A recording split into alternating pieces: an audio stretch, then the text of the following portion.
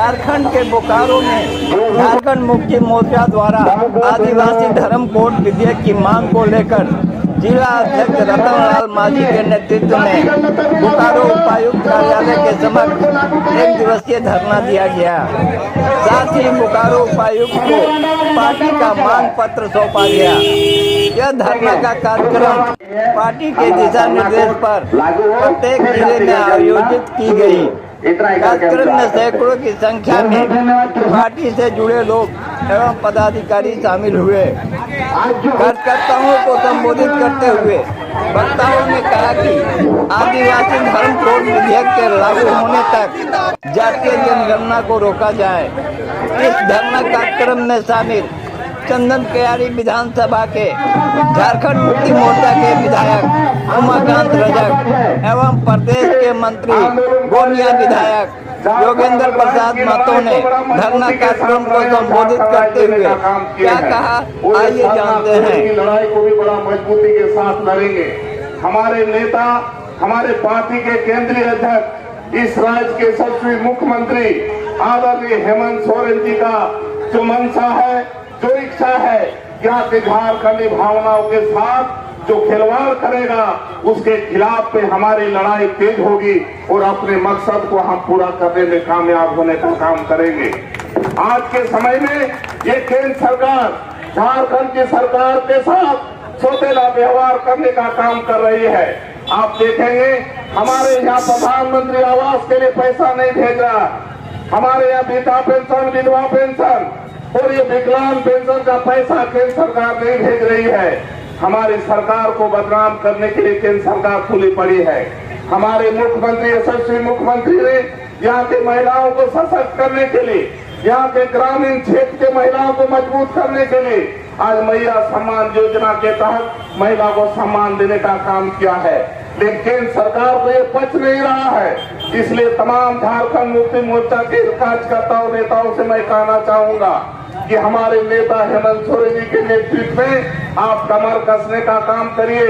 आने वाले दिन में हम धरना के माध्यम से, यहाँ के उपायुक्त के माध्यम से हम अपने इस देश के राज्यपाल के पास ये भेजने का काम कर रहे हैं कि आप हमारी मांग को समझने का काम करिए।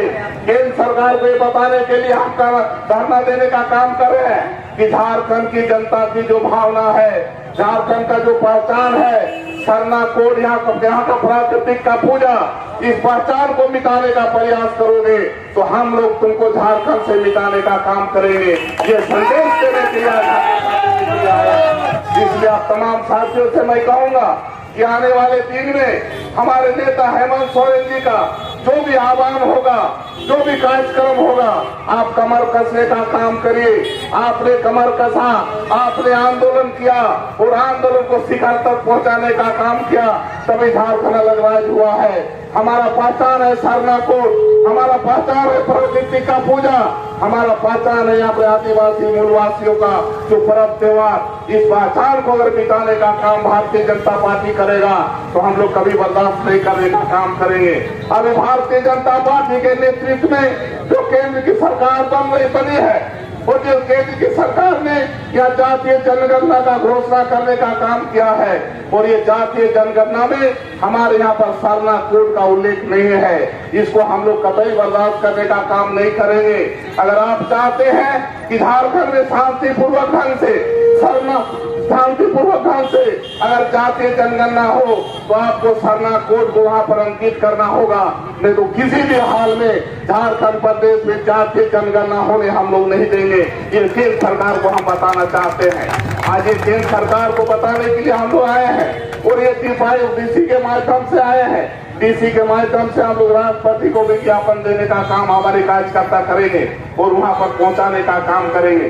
आप सभी लोग इस धरना के कार्यक्रम को सफल करने के लिए आप बड़ा मजबूती के साथ अपनी आवाज को रखने के लिए आप लोग यहाँ पर आए हैं। हम अपनी ओर से, पार्टी की ओर से आपको बहुत बहुत धन्यवाद देते हैं और आप लोगों को मैं कहना चाहूंगा कि आए दिन पार्टी का जो भी निर्देश होगा उस निर्देश के आलोक में आप कमर कसिए और बढ़ चढ़कर पार्टी के कार्यक्रम को सफल करने का काम करिए। यही करके आप सभी लोग धन्यवाद देते हुए अपनी बातों को समाप्त करते हैं। सभी को धन्यवाद। पार्टी के समर्थक और पार्टी के चाहने वाले और मानने वाले आप तमाम लोगों को हम अपने ओर से आदर करते हैं, स्वागत करते हैं और बेहतर कार्यक्रम करने के लिए आभार और धन्यवाद भी देते हैं।